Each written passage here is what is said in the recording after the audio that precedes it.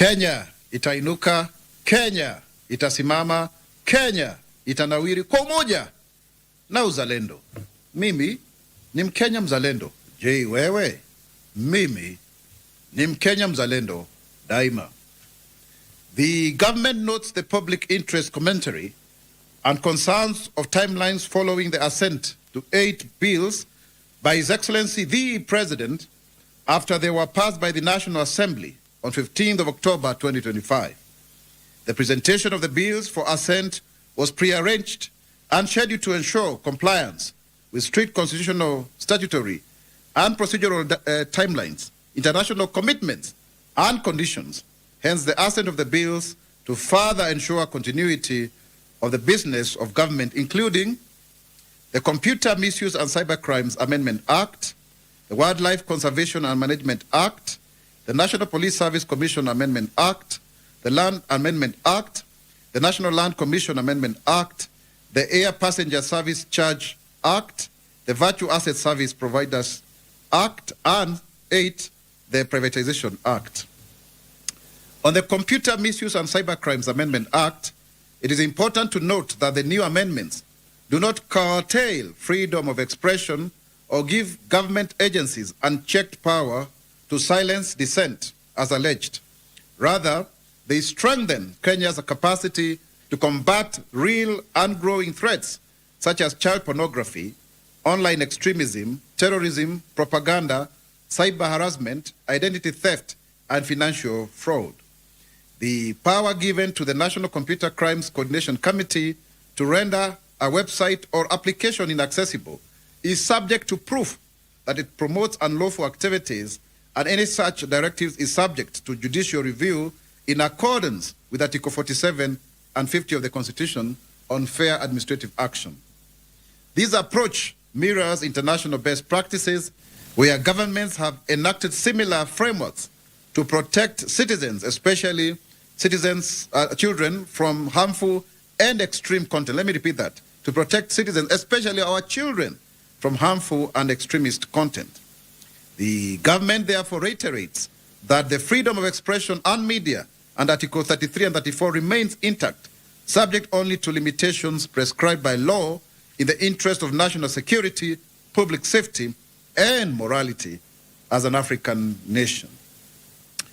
On the Wildlife Conservation and Management Amendment Act, the law expands the compensation framework for communities living near marine areas by including attacks by sharks, whales, stingrays, and stonefish amongst compensable incidents. This ensures fair treatment of coastal communities who are heretofore not covered and strengthens the link between conservation and community welfare. On the Privatization Act, contrary to claims that the law allows the executive to sell public assets unchecked, the new act actually strengthens rather than weakens oversight and accountability. It expressly requires approval by both the Cabinet and the National Assembly before any government asset or shareholding in a state corporation can be sold. Additionally, the law introduces multiple layers of scrutiny, including publication of proposed privatization methods, whether through initial public offers, IPOs, public tenders, or preemptive rights, ensuring transparency and preventing the unilateral disposal of national assets. The 2025 law replaces the 2023 Privatization Act, which was declared unconstitutional by the High Court for insufficient public participation. The new framework addresses that concern comprehensively, incorporating public feedback and reinforcing Kenya's international commitments to sound fiscal management, efficiency, and accountability in public enterprises. On the Land Amendment Act and the National Land Commission Amendment Act, the proposed laws are designed to protect public land. The Land Amendment Act mandates the Chief Land Registrar to register and gazette all public land allocated to public bodies or set aside by developers for schools, hospitals, and other amenities. This prevents land grabbing and misuse of land earmarked for community benefit. The National Land Commission Amendment Act reopens the window for addressing historical land injustices, empowering the Commission to review past allocations and facilitate fair settlements, especially for landless communities. And this I need to explain very clearly, is to make sure that when developers or people who are selling land have put aside land for public schools and such kind of things, the land must be registered, because usually it's left open, then they resell. So it is to cure that problem, and is to ensure that all our public land, all our public schools have a title deed for development and security. We've had situations where you find actually people hiving off some part of public land in terms of a school. You go to a school, you find at the far end is somebody's house or apartments, because there was no title. On the National Police Service Commission Amendment Act, the bill that responds to the growing concern, it actually responds to the growing concern of a police officer's mental health because of the nature of their work. It mandates the establishment of counseling and psychosocial support units in all counties for both uniformed and civilian members of the service. The law aims at reducing cases of self-harm and improve well-being amongst officers, reinforcing the human security pillar of national development. And this is very critical, because you've seen police officers killing themselves because of high stress and conditions, and nobody does their debriefing. So that is why it is being established. On the Air Passenger Service Charge Amendment Act, the law aligns with the ongoing merger of the Tourism Promotion Fund and Tourism Fund, eliminating duplication and improving efficiency in the use of tourism levies. This amendment allows the government to channel resources more effectively into tourism development projects. On the Virtual Assets Service Providers Act, this law establishes Kenya's first comprehensive framework to regulate virtual assets and cryptocurrencies, positioning the country as a regional leader in financial innovation while safeguarding consumers from fraud, money laundering, and terrorism financing. It also responds to the Financial Action Task Force, FATF, recommendation to remove Kenya from the grey listing by improving compliance with international anti-money laundering act standards. This is very, very clear, so that we can have physical location of those who are doing cryptocurrencies and all of that, so that they are traceable, and to avoid people who just disappear thinly in the internet.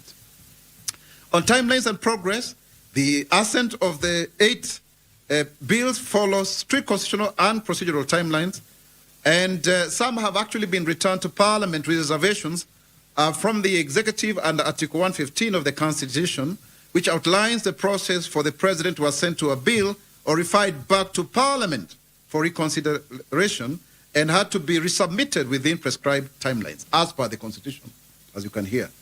Additionally, 2 of the laws, the Privatization Act and the Virtual Assets Service Providers Act, were necessary components of Kenya's ongoing engagement with the International Monetary Fund and other development partners, ensuring timely compliance with national and international obligations. The government reaffirms that the executive acted strictly within the law in granting assent as provided under Article 115 of the Constitution, and all of the bills assented to were the outcome of public submissions, parliamentary committee review, and parliamentary debate processes as required by the law. Additionally, the President's assent to these bills reflects the government's commitment to institutional strengthening, citizen protection, and economic modernization, consistent with the bottom-up economic transformation agenda and Vision 2030. The government affirms that no law will be used to suppress legitimate freedoms or to alienate national assets unlawfully, and that all actions remain subject to judicial oversight, constitutional safeguards, and the sovereign will of the Kenyan people. The President, His Excellency Dr. William Samoei Ruto, is committed to the rule of law, as he very well stated when he was sworn in on 13th of September 2022. So it's extremely important to insist on this, because we want to protect our children from acts like pornography, extreme, religious cults and such kind of practices. And it is unfortunate, because we are seeing people rushing to court based on misinformation and disinformation and fake versions of the bills. The matter is now in court, but it is important for people to understand what is happening, so that then we are able to move forward, because we cannot allow individuals to look for opportunities to mobilize the public against laws just because they want to create a political mileage out of it, or to create a public catharsis and furore that is not justified. So that is why we are clarifying this, and let this debate continue so that people can understand fully that this is actually to protect our laws. You know very well, for sure, that media has its own freedom, but online space as well needs to also be safeguarded, especially for our children and future generations. And that is not just what has happened here, it is also across the country, across the world, so that then we can have safe space, because now we have 3 areas that we need to check: the land, air, and sea, but also the cyberspace, which is the new frontier for our contestation. Further to this, it is important to also state that the President, His Excellency Dr. William Samoei Ruto, in his campaign to ensure that in 10 years we are able to plant 15 billion trees, he will lead the nation in the launch of the Mau Forest Complex Integrated Conservation and Livelihood Improvement Program, MFC ICLIP, on Monday, October 27, 2025, at the Baringo Primary School, Kuresoi North, Nakuru County. The 10-year initiative, costing Kenya shillings 21.5 billion and led by the patron PS Dr. Engineer Festus Ngeno, aims at restoring Kenya's largest water tower, Mau Forest Complex, covering 403,000 hectares, feeding 12 major rivers that sustain millions of households, agriculture, and wildlife.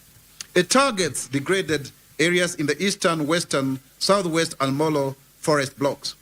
The program blends science with community action, restoring forests, wetlands, dams, and riparian zones while promoting agroforestry, renewable energy, and green value chains.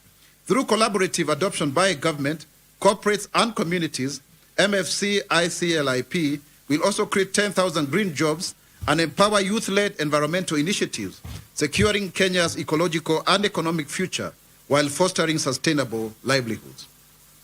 The government is urging the youth to complete, so that is very clear. Before I come to the next topic, it's very, very clear on that. So let's all join on Monday, and there's an initiative, some marathon going on. The head of public service, our boss, Mr. Felix Kosgei, is being involved today and tomorrow. So let's all join hands, and remember, we are all planting 2,000 trees per school. Please take care of your orchard, take care of your nursery, and of course the Kenya Forestry Service, as the President directed, having as many seedlings as possible, and then the National Youth Service, doing what they need to do. I was with them at my local primary school, Thika Primary School, for the visually impaired. We were there, and everybody, many of the PSS, the CSS were all over. But also, we now have another joint whole-of-government approach for the National Youth Opportunities Transformation, the program, that is going to be, the validation exercise is going to be done tomorrow. The government is urging the youth to complete the entrepreneurship aptitude test ahead of the Nyota validation exercise scheduled for tomorrow, 24th of October, 2025. This is a crucial step in evaluating participating youth in their entrepreneurial readiness and skills. To access test, youth must first activate promotional messages on their phones by dialing, please listen, *100, *5, *2, *5, *1 hash. Let me repeat. To access test, youth must first activate promotional messages on their phones by dialing *100,